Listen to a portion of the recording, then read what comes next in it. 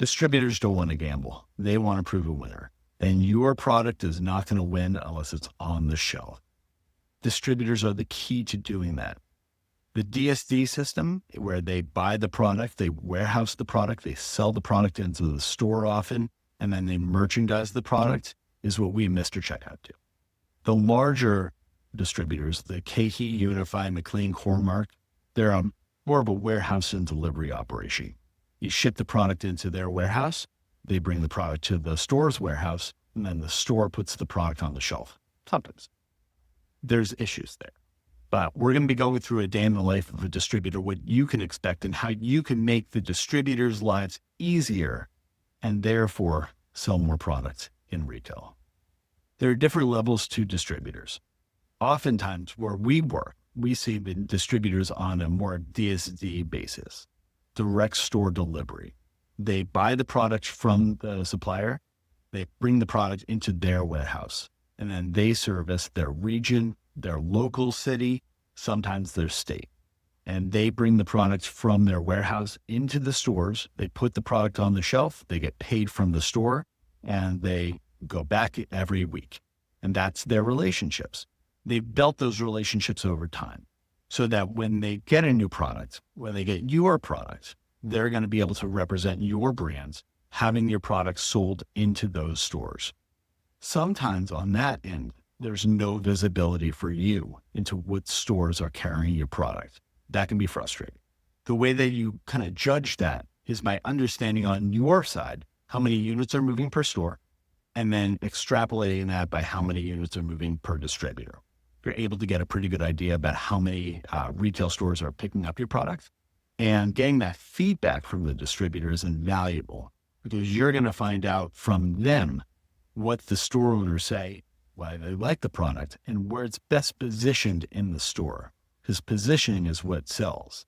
Having your product on the shelf is great, but having your product on the shelf with a shelf talker, with marketing material, having a sticker on the door to make people aware of your brand, have the cooler section with your product in the front and center. That's what matters. And the people that are able to do that is the distributors with the relationship.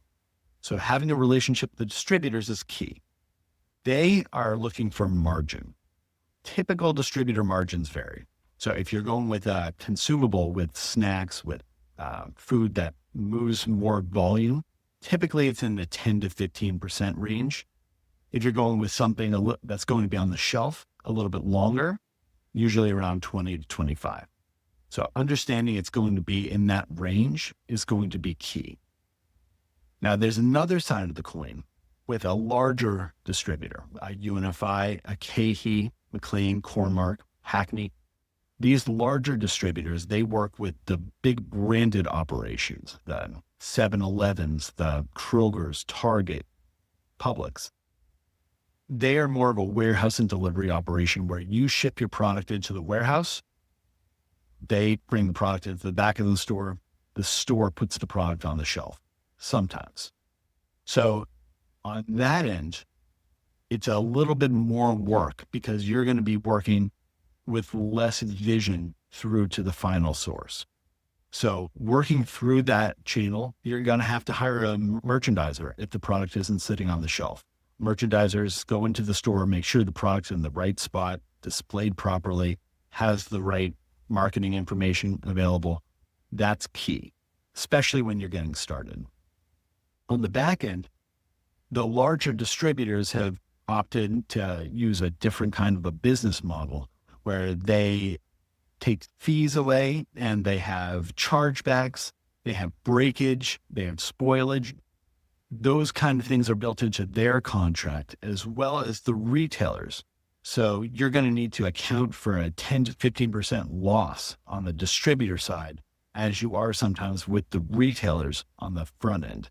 So understanding that on the back end, that you're going to have to increase your wholesale to distributor cost to account for breakage and spoilage and all those other fees that come in with the larger distributors is going to be key to sustaining that relationship. Because at the end of the day, they're taking a lower margin on the back end, but they make up that margin with a lot of these fees and chargebacks and jump on the front end. So understanding that when going into the contract negotiation is going to be key to sustainable longevity. Sometimes when working with these distributors, you're going to be quoting different prices. You need to quote delivered price and FOB. FOB is when they pick up from you and the distributors have their own logistics company. Delivered price is when you deliver to that distributor. You need to have that logistics accounted for.